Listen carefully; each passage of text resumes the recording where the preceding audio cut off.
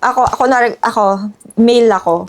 Love scam. Yan, love scam. Oh. Gagawin doon, normal transaction.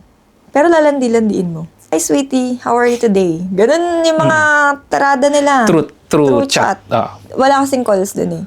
Chat talaga lahat. Ngayon, ang transaction nun dun, hindi na parang call center client. Parang nasa dating app. Oh. Ganun siya. May sarili siyang app. Meron siyang sariling platform actually. May ginagamit sila. Sa ganito, marami nabibiktima yung mga ganito. Madami kasi hindi mo masasabi na ano eh, na babae yung kausap mo. Oo. Madami dun, iba lalaki, na nagpapanggap na babae. At meron silang file na, can you send me some pictures? You licking your fingers? Ganyan. Paano yung pag ganon? Meron na dun, naka-ready. Yung mga normal na ano, mga AI generate, mga online pictures na kinuha online. Or meron talagang, eto yan, meron silang kinukuhang mga pogo models. Na mukha nung tao na yun ang gagamitin pang scam. Pero lalaki ang katransaksyon nung client sa kabila. So, may third party. Ito, babae. Ito yung client. Ito ka.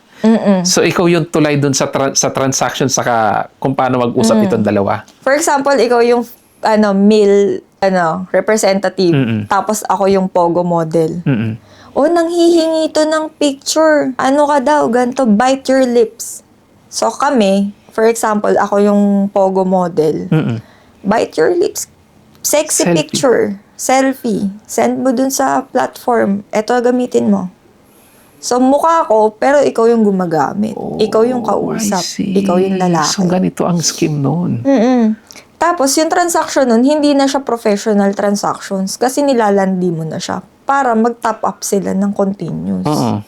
So, yun yung mga nagiging scam dun. So, may mga ganito. Oo. Talamak ba yung ganito? Madami. Lalo sa underground pogo, madami. Hindi talaga siya talagang bulgar yun dun.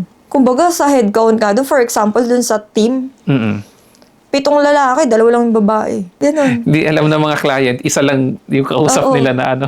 Tapos, matatawa ka dun kasi pili lang yung mga pogo models eh. Hindi naman din malalaman na parang ito lang din yun Kumbaga, coordinated ba lahat ng clients dun? Hindi halata. Hindi halata. Oo. Saka on the spot siya. For example, sabihin, gusto ko crawl ka. Ganyan. Oo. Picture yun ng model. Ganun lang kadali. Ganun. At ang laki ng pera nila dun. Sino ang magkakapera dun? Yung mga model. Yung mga model. Kasi face card Oo. Gagamitin picture nila How about yung kachat? Meron din siya dun. Malaki ang sweldo ng underground pogo. Nasa 60K.